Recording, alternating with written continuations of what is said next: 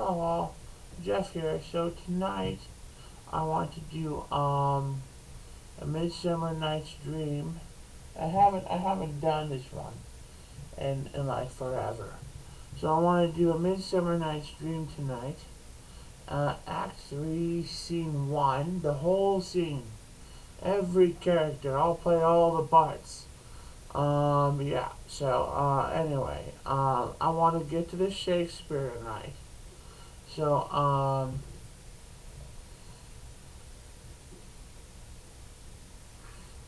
forward.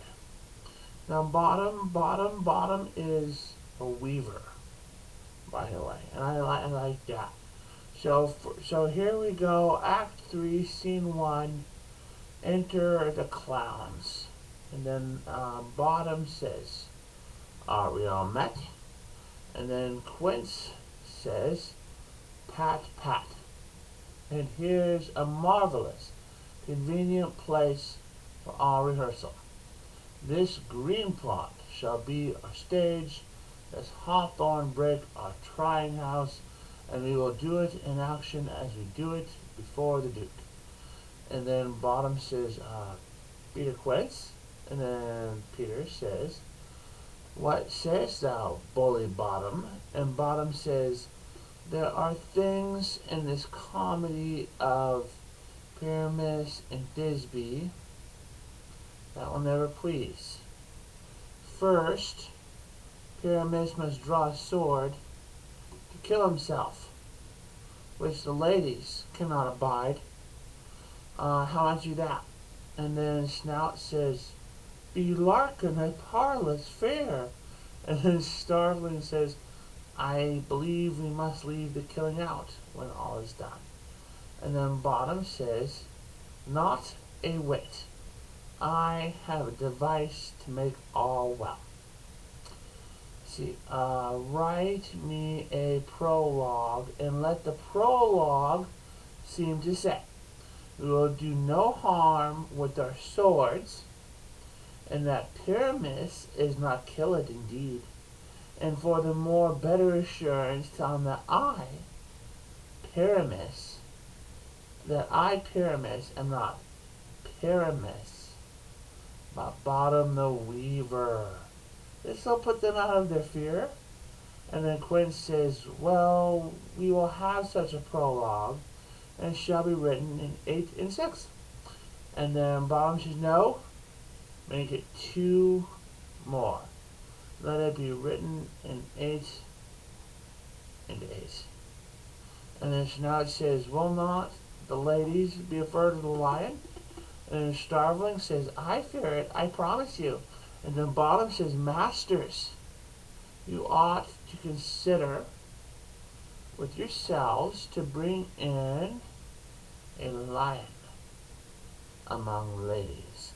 It is a most dreadful thing, for there is not a more fearful wildfowl than your lion living, and we ought to look to it." And then Snout says, "Therefore another prologue must tell he is not a lion." And then Bottom says, "Nay, you must name his name, and half his face must be seen through the lion's neck, and he himself must speak through, saying not sort of the same defect. Ladies, or fair ladies, I would wish you, or I would request you, or I would entreat you not to fear, not to tremble my life for yours. If you think I come hither as a lion, it were pity of my life. No, I am no such thing. I am a man as other men are. And there, indeed, let him name his name, and tell him plainly he is Snug the Joiner." And then Quince says, "Well, it shall be so, but there is two hard things. That is, to bring the moonlight into a chamber Pyramus and Thisbe meet by moonlight. And then Snout says, doth the moon shine that night we play our play? And then Bottom says, a calendar. Calendar? Look in the almanac. Find out moonshine. Find out moonshine. Find out moonshine. And then, enter Puck. And then Quint says, yes, it doth shine that night. And then Bottom says, why then may you leave the casement of the great chamber window, play, open, and let the moon may shine, and the moon may shine in the casement. Yeah. And then Quint says, or else one may come in with a bush of thorns and a lanthorn and say he comes to disfigure or to present the person of moonshine. Then there is another thing, we must have a wall in the great chamber. For Pyramus and Thisbe, says the story, to talk through the chinks of a wall. A wall. And then Snout says, you can never bring in a wall. What say you, Bottom? Then Bottom says, some man or other must present wall. And let him have some plaster or some loam or some rough cast about him to signify wall. Or let him hold his fingers thus. And through that cranny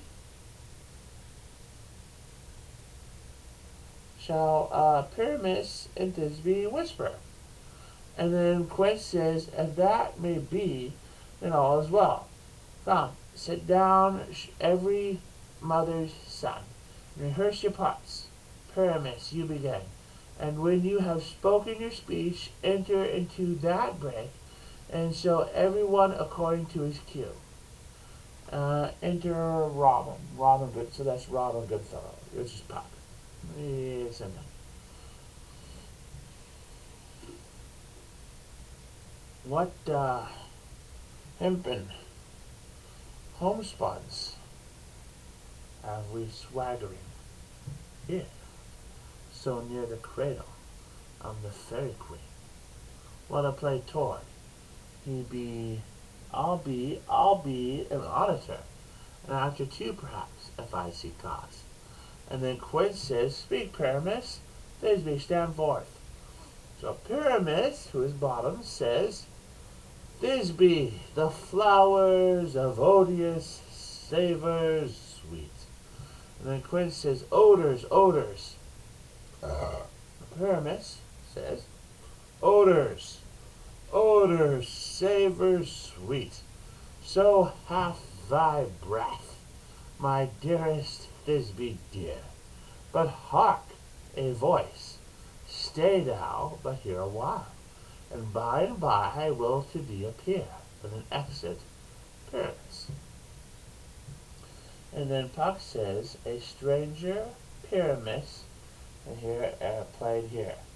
Then Thisbe says, must I speak now? And then Peter says, I, Mary, must you.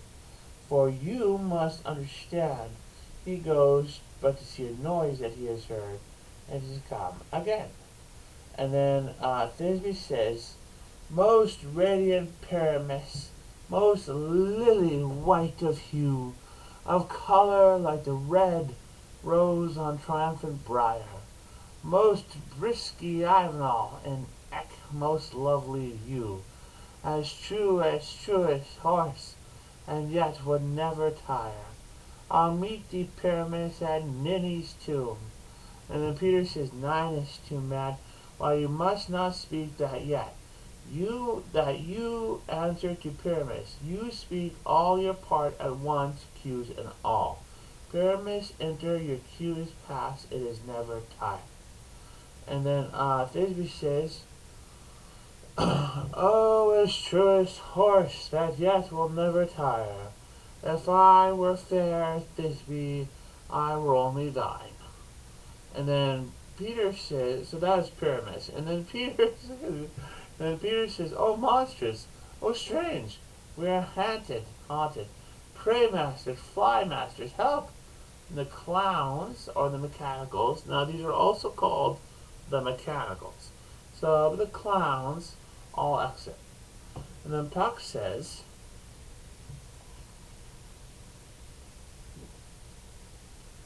I'll follow you. I'll lead you about around. Through bog, through brush, through bush, through brake, through briar. Sometimes a horse I'll be, sometimes a hound, a hog, and a bear, sometimes a fire, and neigh, and bark, and grunt, and roar, and burn. Horse, hound, hog, bear, fire, every kind. Exit. And enter Pyramus with the ass head. So now now Pyramus has an ass head, or a donkey head. So Bottom says, why do they run away? This is knavery of them to make me a ferd. And enter Snout. Oh Bottom, thou art changed. What do I see on thee? Bottom, what do you see? You see an ass head of your own, do you? And then enter Peter Quince. And then Peter says, bless thee, Bottom, I bless thee. Thou art translated. And then he exits. And then Bottom says, I see their knavery. This is to make an ass of me, to fright me if they could. But I will not stir from this place. Do what they can. I will walk up and down here, and I will sing, that they shall hear I am not afraid.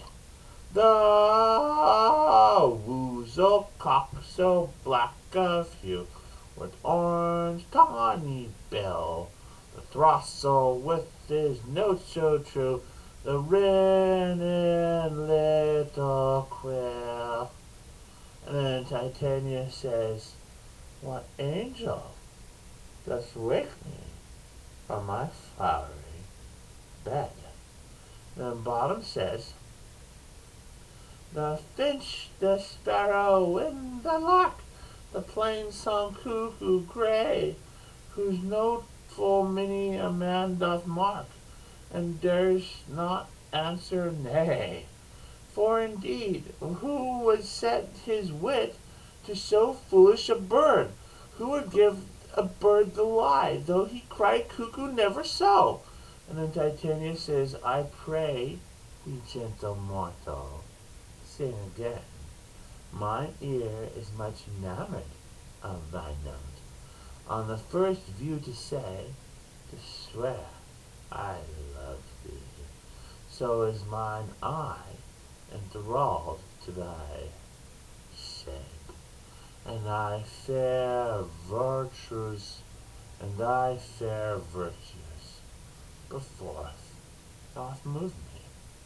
And then Bottom says, methinketh, mistress, you should have little reason for that. And yet, to say the truth, reason and love keep little company together. Nowadays, the more the pity that some honest neighbors will not make them friends. I can gleek on occasion.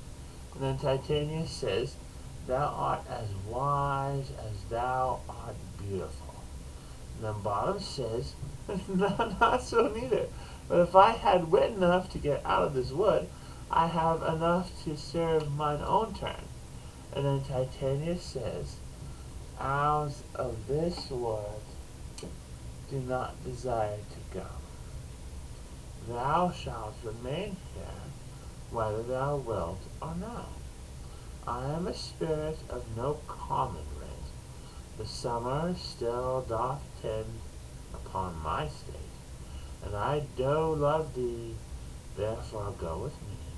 I'll give thee fairies to attend on thee, and they shall fetch thee jewels from the deep, and sing while thou oppressed flowers thou sleep, and I will purge thy mortal grossness so, that thou shalt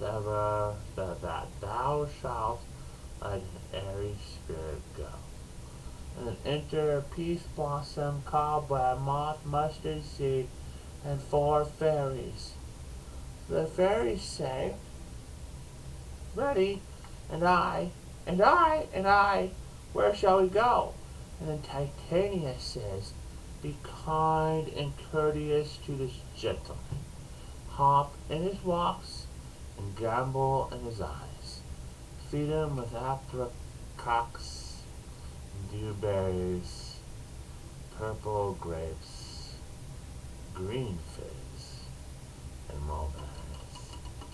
The honey bags steal from the humble bees, and for night tapers crop in waxen dyes, and light them at the fiery glowworm's eyes.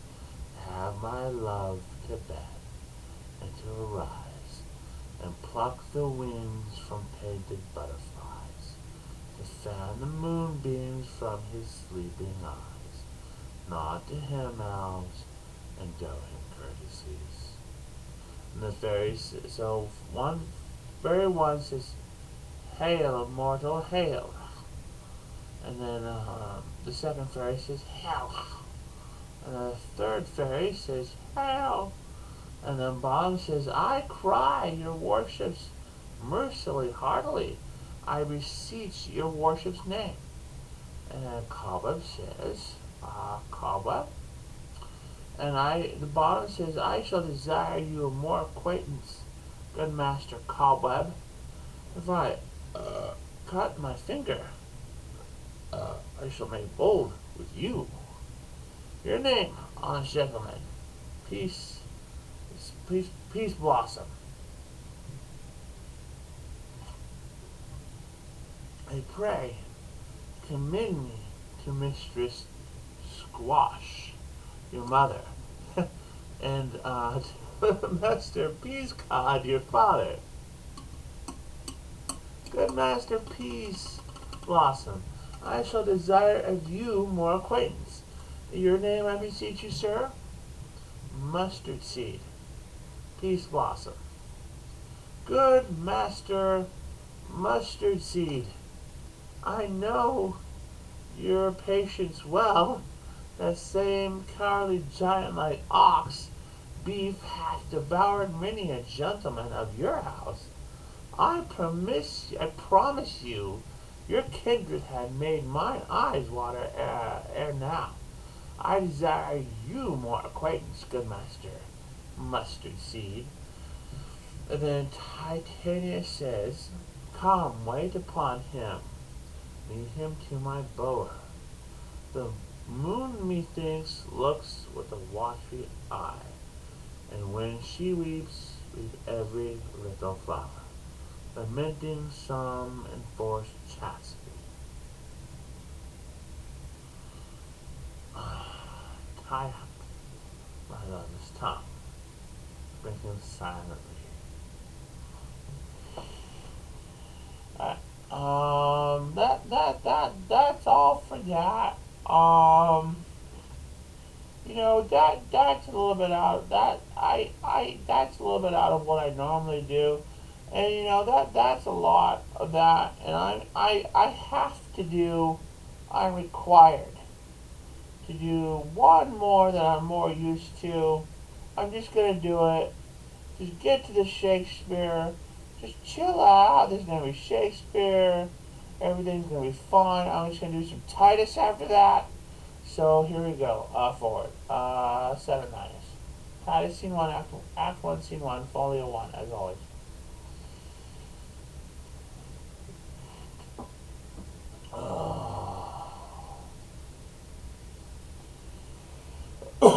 I have to.